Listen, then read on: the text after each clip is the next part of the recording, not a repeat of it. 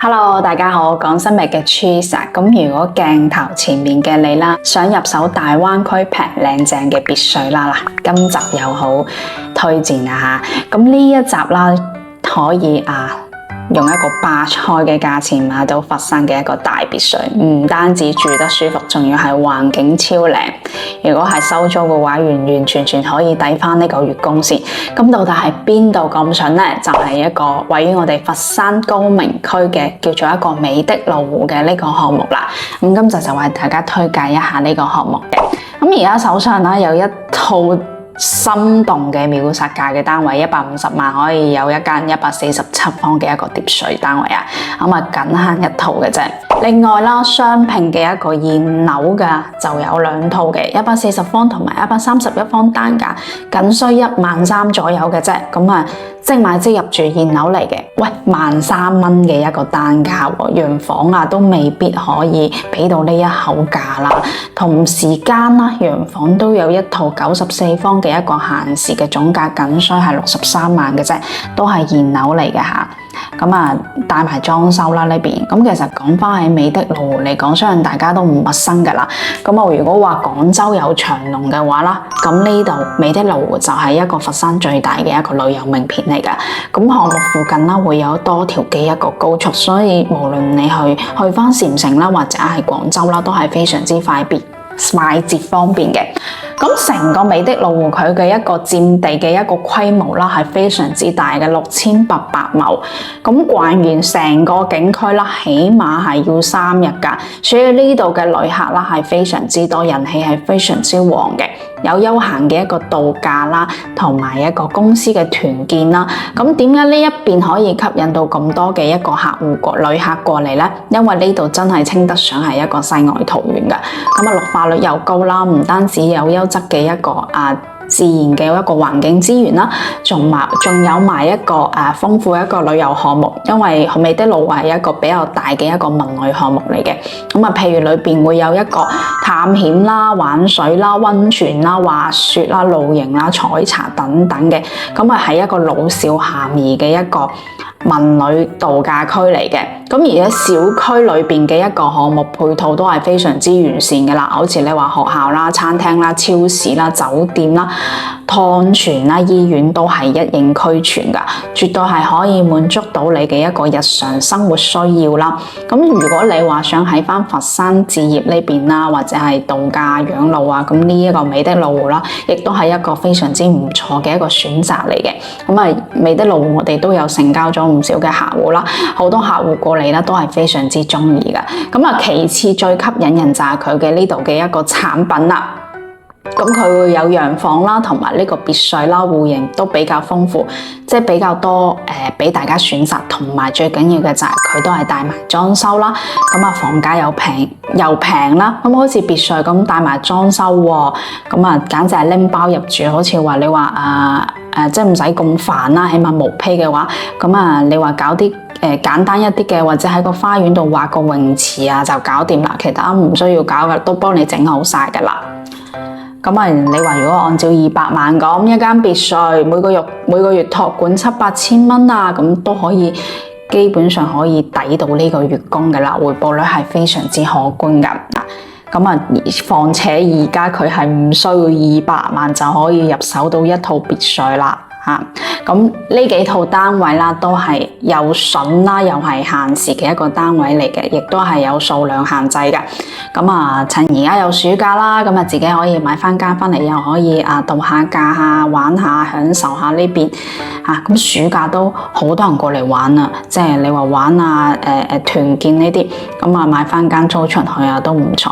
咁啊，大家快啲聯絡我哋廣深物業實地睇樓啦。大家好，咁今日嚟到美的路湖啦，帶大家睇翻8期嘅佢呢個雙拼別墅嘅。咁呢度啦，就係首先睇翻一個143方啦，可以做到4房2廳嘅一個別墅啦。咁佢係一個4層嘅設計，咁啊一共4層啦，會有翻一個後花園啊咁樣嘅。好啦，咁而家帶大家入嚟睇翻先。首先入門啦，咁到時啦係一個大裝修交付嘅。咁呢度係佢嘅一個地面嘅一層。咁見到一層啦，嗱，成個一個採光窗啦，都係非常之大嘅。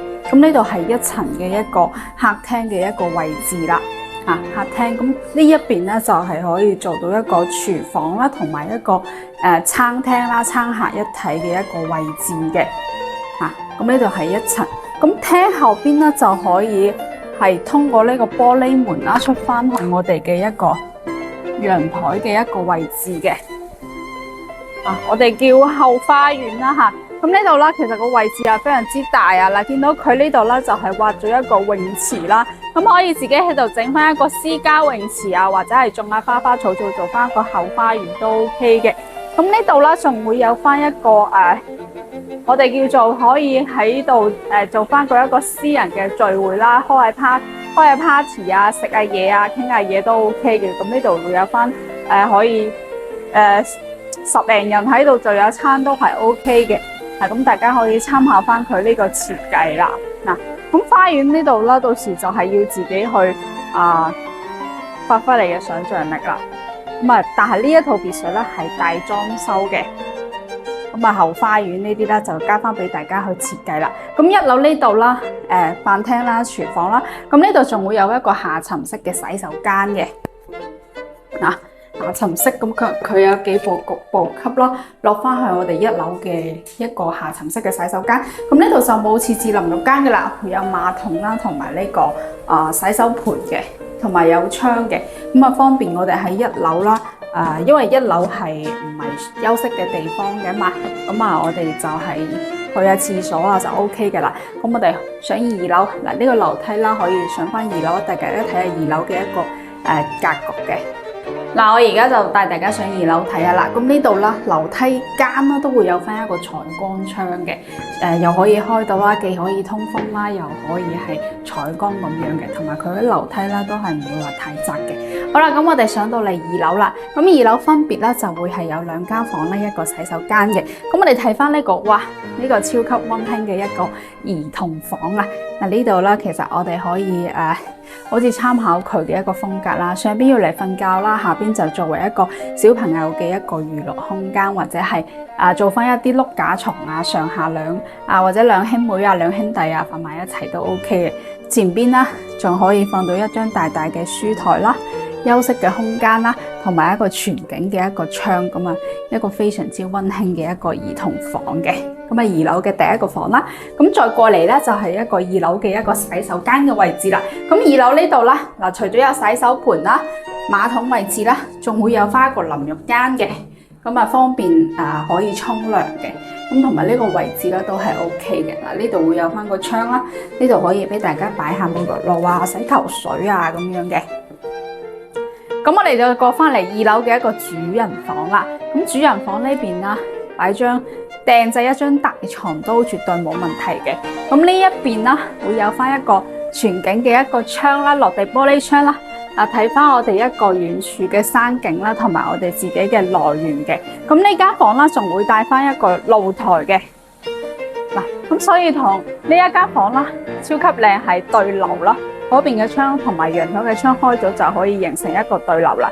咁呢度可以擺張椅啊，喺度飲下咖啡啊，飲下茶啊，睇翻我哋下邊一個後花園嘅一個景觀嘅，非常之靚啊吓。下邊如果你話種咗養咗啲魚池啊，或者係泳池啊，咁我哋可以喺呢一個位置啦睇翻落去嘅。咁呢一度啦，就係佢2層嘅一個套房啦，一個洗手間啦，同埋一個兒童房。好，而家帶大家上3樓睇下先。好啦，我哋而家上嚟3樓啦。咁3樓呢邊呢，就會係有一個大嘅主人套間啦，包括埋會有一個主人房嘅一個套廁啦、乾濕分離區啦、洗手啦、上洗手間嘅地方啦，同埋一個沖涼嘅一個位置。咁呢度會有翻一個樓梯啦，上翻我哋嘅天棚嘅一個位置嘅。咁呢度就係3層嘅一個睡眠嘅空間啦，主人房啦。咁同2樓咧，其實係差唔多嘅嚇。會有翻一個全景窗啦，呢邊咧仲會係帶翻一個露台嘅。覺得幾好，因為佢主人房間啦，帶翻個露台啦，會有翻自己嘅私人空間啊，可以擺翻一個健身單車啊，喺度做下健身啊，都係 OK 嘅。咁呢度同樣都係可以望翻落向我哋嘅1樓後花園嘅一個位置嘅。咁而家見到啦，呢啲好多喺度自己喺度裝修緊啊。咁3樓呢度咧，我哋啱啱上嚟樓梯個位置咧，仲會有翻一個露台嘅。呢度會有翻一個門啦，出翻嚟呢度會有翻一個3樓嘅一個露台，咁可以喺度或者係擺張椅啊，喺度瞓下、休息下、坐下都係 OK 嘅。咁自己利用翻呢個空間啦。咁呢度就係佢嘅3樓嘅一個設計啦。咁我哋繼續上4樓睇一睇先。嗱，咁而家上到嚟4樓最頂層嘅位置啦。咁見到呢度啦，會有翻一個少少嘅一個空間，唔係好大啦。咁呢度可以作為一個4層嘅小偏廳啊，或者係一個收藏室啊、收納間啊都 OK 嘅。譬如話有啲人中意手作㗎，好似呢啲手作嘅都可以喺呢度有翻自己嘅一個私人空間嘅。咁呢度會有翻一個玻璃門啦，出翻去我哋4樓嘅一個陽台嘅。哇！呢度可以開翻一個私人嘅一個好似嗰啲即係露天酒吧咁樣啊，我覺得非常之正。夜晚或者係整翻一個玻璃屋啊，夜晚喺度睇下星星啊，都係非常之唔錯嘅。嗱，咁呢度會有翻一片綠油油嘅山景啦，非常之靚景觀，非常之舒服嘅。好啦，咁呢個就係143方可以做到4房嘅一個雙拼別墅啦。咁呢一套落嚟啦，個價錢啦，大概就係一個50零60萬左右就可以有交易啦。仲要係帶埋裝修喎。如果大家對呢度有興趣嘅話啦，歡迎大家私信或者係喺呢一條片下邊留言俾我㗎。好啦，咁我哋而家嚟到5期啦，帶大家睇翻一個比較大面積嘅一個263方嘅一個別墅嘅嚇，咁大家可以睇下鏡頭睇翻呢個別墅嘅一個外觀啦。咁有幾個部級上嚟嘅，咁呢個係一個紫木門嘅一個設計啦，比較大氣嘅。咁我哋首先睇翻佢嘅一個1層啦。咁1層呢邊啦就係一個廳啦。一個大嘅一個客廳啦，咁兩面採光啦，對流啦呢邊。咁呢邊啦會有翻一個陽台嘅。哇！呢個陽台好闊落啊，可以種翻一排嘅植物啦，都係 OK 嘅。咁呢度啦，外望啦就係望翻我哋嘅一個地下嘅一個負1層嘅。等陣我帶大家落去負1層睇一睇。咁我哋繼續再入嚟睇翻啦，咁呢度會有個樓梯啦，落去負1層啦，呢度有個樓梯上去2層啦，咁呢度啦就係我哋1層嘅一個飯廳以及我哋廚房嘅一個位置啦。咁呢一邊啦，飯廳後邊啦，仲會係有一個露台啦出翻嚟嘅，咁呢度可以放翻一啲洗衣機櫃啊，作為一個洗衣間啊都 OK 嘅。咁景觀啦就同啱啱我哋嘅客廳嘅陽台係一樣啦，都係望翻我哋嘅下邊負1層嘅一個花園嘅位置嘅。我哋見到鏡頭前邊都係有啲人哋嗰個別墅喺度裝修緊嘅。好多都係挖咗泳池嘅，其實，因為大家都游水呢一項運動對大家都係比較有益健康嘅，所以大家都係中意游下水啊。咁呢度就係一個1樓嘅一個洗手間位置，咁就冇設到淋浴間啦，咁有窗啦，有可以去下洗手間洗下手咁樣嘅。咁呢度就係1層，咁我而家帶大家落去負1層睇一睇。好啦，咁而家落到嚟負1層啦，哇，負1層其實好大。嗱，樓梯一落嚟咧，就係一個負1層嘅洗手間位置。咁呢度啦有淋浴區啦，可以沖涼啦、上洗手間啦、洗手嘅一個位置嘅，咁空間都唔細嘅。咁再過嚟啦，呢度啦會有個樓梯底啦，咁呢度可以作為一個儲物空間啊，放下拖把啊、拖桶啊咁樣嘅。咁樓梯一落嚟咧，就會係有一個房啦，咁呢間可以作為長輩房或者係客房嘅。咁超大嘅床啦。咁呢間房嘅好處就係啦，會有一個玻璃趟門啦，出翻去我哋地下室嘅一個花園嘅位置啦。咁啊可以連通到嘅。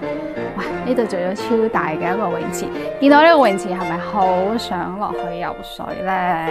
咁或者可以做個按摩池啦，或者係溫泉池啦，都 OK 嘅。咁好似我哋而家冬天啊，即將冬天啊，喺屋企泡下池啊，泡下浴啊，都係非常之唔錯嘅。咁呢個就係我哋地下室嘅一個廳嘅一個位置啦。咁呢度可以作為一個娛樂空間啦，或者係 K 房啊、麻雀房啊，或者係整個廳啊，睇下電影啊，都係 OK 嘅。咁我哋廳呢度啦。唔好以為地下負一層會壓抑喎，嗱呢度會有個採光井嘅喎，咁啊會透到光落嚟啦，咁啊其實喺呢度都好舒服、好通風同埋採光非常之好嘅。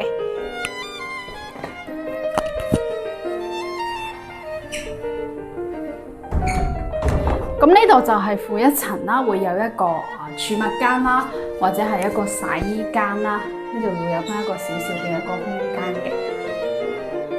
咁同埋地下室負一層呢度啦，嗱啱啱有間房啦，可以通過我哋嘅花園啦。咁呢度啦，亦都係廳呢邊啦，都可以直接出到嚟呢個泳池嘅呢個位置嘅。咁或者呢度可以設置翻啲沙發啊，飲下茶啊，休息下都係唔錯嘅。咁到時自己去設計翻啦，到時呢邊係一個草皮交付嘅。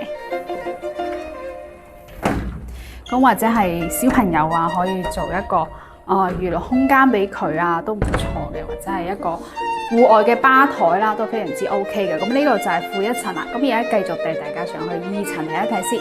好啦，咁而家上到嚟2層啦，二層啦就會係有2個房嘅。咁我哋先睇個兒童房先。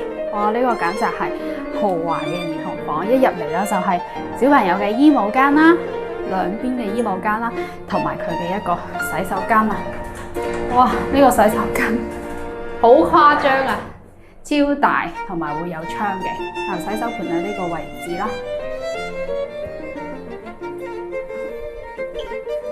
咁呢個啦就係兒童嘅一個睡房啦。一個對流嘅，呢度會有翻一個窗啦，兩面嘅採光啦。咁兒童房呢邊啦，仲帶翻一個陽台嘅。咁啊，望望翻我哋一個自己嘅負一層嘅一個花園嘅位置。哇！鏡頭可以睇下嗰邊隔離，人哋嗰個花園整咗棵聖誕樹喺度啊！嗱，又整咗嗰啲吊椅啊喺度坐，我覺得呢種好舒服、好溫馨嘅感覺。好，我哋繼續再睇翻啦，呢度就係2樓嘅其中一個兒童房啦。咁呢邊啦，仲會係有一間客房嘅。咁喺呢度話作為一個男童房啦，如果係有一對仔女啦，咁女女可以瞓隔離啦，仔仔就可以瞓呢一邊啦。咁呢一邊啦，同樣啦，都係帶翻一個超大嘅露台。哇！呢度好闊，有成2米幾嘅闊度。咁可以見到我哋嘅一個河景啦，同埋一個我哋自己下邊負一層嘅花園嘅位置。嗱，嗰一戶啦，見唔見啊？人哋真係整咗個兒童嗰個滑梯喺自己裏邊噶，咁小朋友隨時都可以玩到。哇，好正啊！所以別墅就係嘅好處就係比較多樣化設計，你中意點設計都得。咁呢度啦就係男童房嘅一個洗手間啦，乾濕分離有窗嘅。咁呢度就係佢嘅2樓啦。咁我哋繼續帶大家上3樓睇下先。好啦，咁而家上嚟3樓啦。咁3樓啦會係有一個露台噶啦。咁我哋睇咗房間先。咁呢度啦會係3樓嘅一個主人套房啦。咁呢度衣帽間啦、洗手間嘅位置啦、套廁嘅位置啦。咁呢一度會有一個樓梯上去我哋4樓嘅天台嘅。咁主人房呢邊超大啦，兩面採光啦，你訂製一個超大嘅床都冇問題。咁呢度會有翻一個陽台嘅。咁我基本上每一個房間都會帶一個露台啦，我覺得非常之唔錯。嗱，按望翻我哋嘅一個地下花園嘅一個位置嘅。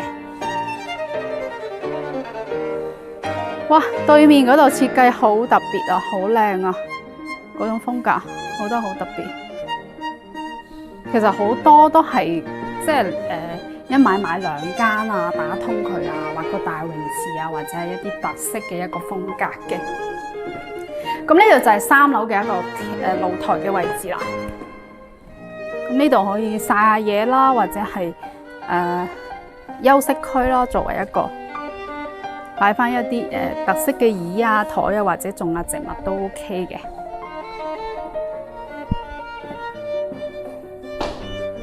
咁我哋再繼續上去4樓睇下先。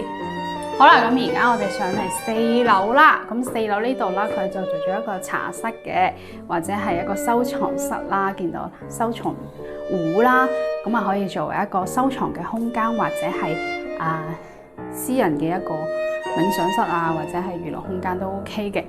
咁呢度啦會有採光嘅，兩面都會有翻個採光。咁我哋出翻嚟4樓呢度咧，亦都係會帶入一個大露台嘅。咁呢度可以做一個戶外嘅吧台啦，喺度欣賞下我哋嘅夜空。因為呢度我覺得呢個冇咩遮擋啦，嗱可以睇到我哋別墅景啦，即係唔會有壓抑嘅感覺，好舒服啊！上到嚟天棚嘅位置。咁呢個就係263方一個超大嘅豪華別墅啦。咁別墅嘅，因為佢冇承重牆啦，咁啊可以改動嘅空間係非常之多嘅。如果大家對呢個別墅有任何嘅查詢，都可以私信我，或者係可以喺呢一條片下邊留言嘅。